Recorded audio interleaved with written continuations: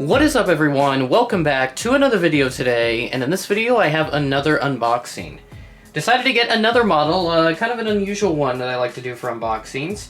I decided to go a little bit retro with this one here, and you'll see what that is here in a moment, unless you've already seen the thumbnail and the title of this video.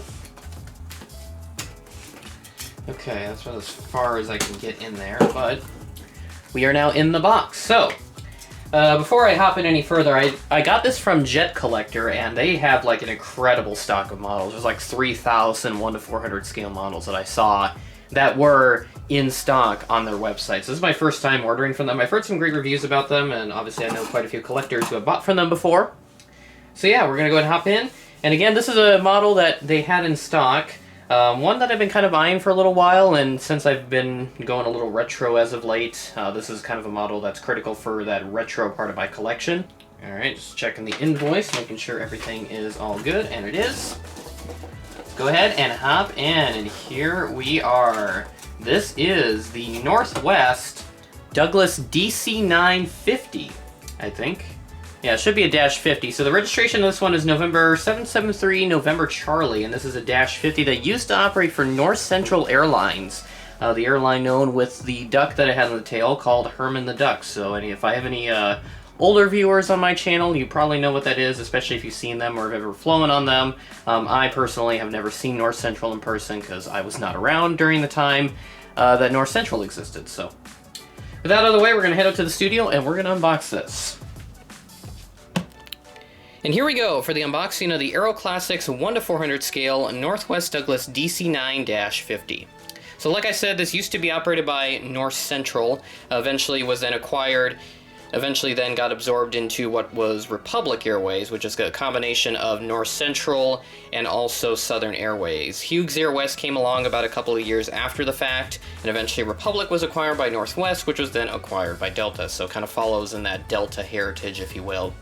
But I have this aircraft here in the final Northwest livery, so the NWA livery, which is a livery I've grown fond of. I like more of the X-Orient livery. I unboxed that 757 that Gemini Jets did in the August 2021 releases about a month ago at this point, 3.5 weeks ago now, in Massive Unboxing number 11. That was a fun video to film in Minneapolis, but yeah, joining me will be this Northwest DC-9. This will be, I believe, the 5th Northwest aircraft in my collection. I have the E320, both final livery, bowling shoe, that 757 that I unboxed previously, and the Airbus A319. So this will be my 5th Northwest aircraft. Let's go ahead and do a review of the box. So at the top we have the Aeroclassics logo, the Douglas DC-9 logo. I love the just kind of the retro nostalgic vibes it gives off. 1/400 scale down here in the bottom left, and then you have the cutout so you can see the model inside. Flip it to the bottom of the box here. We have just kind of a graphic of a DC-9-40, and we have a DC-9-30 here on the side, and also the barcode there with the exact aircraft. It says it's a DC-9-30, but I've looked it up. It's actually a Dash 50, so that's a bit of a misprint, I guess. And then we have a DC-950, which is what this aircraft actually is. And I do like the sticker here, where you have like the design of the aircraft minus the shape of the aircraft, obviously, and the cockpit windows. You just have the nose, or the tail of the Northwest logo there, pardon me. A little SkyTeam logo, there's a fleet number right there, I think. Northwest logo, registration, American flag, and then there's a fleet number again. So yeah, I love the box design on this, and then obviously an all collectible model. Nice little image of the DC-9 there from a front perspective. And here we have Douglas DC-9 up on the top, and then that's actually, I believe that's an MD-80, which was kind of like a Super DC-9, but eventually became the MD-80 once McDonnell Douglas became a thing. Random like QR code down there, I think, something like that. Aeroclassics.com is what it says, or no? No, it's not Aeroclassics.com. It's Aeroclassics and then just some text in another language. So, got some more adult collectible warnings and all that fun stuff. So, we're gonna go ahead and hop in. I'm excited to unbox this. So the reason why I got this is because Sioux Falls used to get Northwest DC-9s a lot. We actually got the smaller Dash 30s, but I believe we did get the Dash 50s a little bit later on in Northwest existence. Obviously we got a lot of Airlink stuff from like Minneapolis and to some of the smaller cities in South Dakota.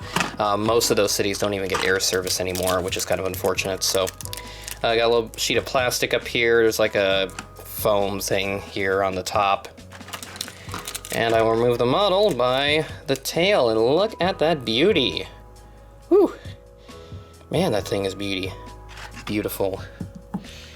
And here she is, the Northwest Douglas DC-9 50 by Aeroclassics. This is such a stunning model already. I love this thing.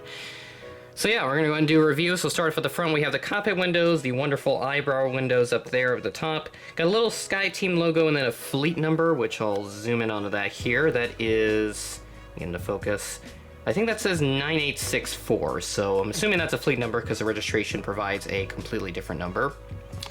And then we have the L1 door right there, the Northwest logo there, NWA, and then you have the little arrow there pointing on the northwest side of the circle, so that's very clever.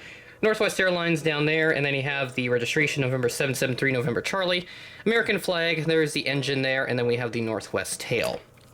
This, like, livery, body color, or whatever you want to call it, it's really difficult for some of these manufacturers to get right. Gemini has it a little bit more, like, golden. Aeroclassics, I think, does a really good job at it. It might be a little bit too bright, but I think they do a pretty good job with recreating the livery here. Flip it to the underneath, we have quite a bit going on here. Actually, not that much. There's, like, a luggage area down there, and then we have a stand hole, surprisingly, on this model. Aeroclassics does not like to put antennae on their models, so it's just kind of a nice, smooth design there, and no pointy antennae that would poke you and cause problems for your skin. And then there's the engines there in the back. There's some more details printed underneath. Man, that wings actually shine a little bit. They're a little bit glossy there, so they used some type of silver paint. Really got it to shine there, so that's really cool. So yeah, really nice to have this model. Actually, I'll show you one more thing up here. There's some overwing exits, all that fun stuff there up at the top. So that's it for the review, basically. Again, one model, so can't really do much with it. So this will be really nice to have for my retro airports that I plan on doing in the future. Hopefully I can get a much bigger fleet of retro aircraft to do some more retro airport updates. So this is a really critical asset for the retro Sioux Falls airports that I want to do. Northwest DC-9. I'll have to get the Dash 30. They did have that available, so I might pick that up later. That hangs around for a little bit. So yeah, this is like $50 in total, so this is like a really good deal. And that includes shipping and obviously the model price as well. And what's really cool about like doing retro airports is that there are resources out there that'll tell you when aircraft flew or what aircraft flew to a specific airport during what time. So for those that don't know, there is a website called departedflights.com. There's also a second iteration as well. The Departed Flights 1 is not being updated anymore as of March of 2021, so I'm not sure what happened there. The new one has only a 2005 flight schedule, but the original one has pretty much everything from like the 70s up until the 90s, and that's kind of been my resource that I have used for a little while that will show me all the aircraft that have flown to a specific airport, and Sioux Falls is on there, thankfully. So just pulling up the flight schedule here from June 1st, 1999. I'll screenshot it here. I'll put it on your screen as well so you can kind of follow along. So aircraft that we used to get, Northwest DC-930. So, of course, this is a Dash 50, but I'm thinking that they would have probably sent this aircraft at some point or another whenever there was more demand. And obviously, this final livery, this was not introduced until 2003, so this is a little bit, too new, I guess. But this will be for more like a mid-2000s airport, so... the 2005 flight itinerary, it doesn't show Sioux Falls just yet. But on the 1999 one, we have the Northwest DC-930, so that would have been in the bowling shoe livery. Northwest Airlink Saab 340, operated by Masaba Aviation. TWA DC-9, which I already have. United 727-200, that would have been in the battleship grade livery. I'll have to find one of those. United Express CRJ-200, which is what I already have, operated by Atlantic Coast. The one I have is an Air Wisconsin example, but I think I can ignore that little difference there. And then we have United Express Beach 1900. So kind of not really a super diverse fleet of aircraft that we used to get here, but nevertheless, really something that I do want to do at some point. And I'll just kind of pull up an older one here.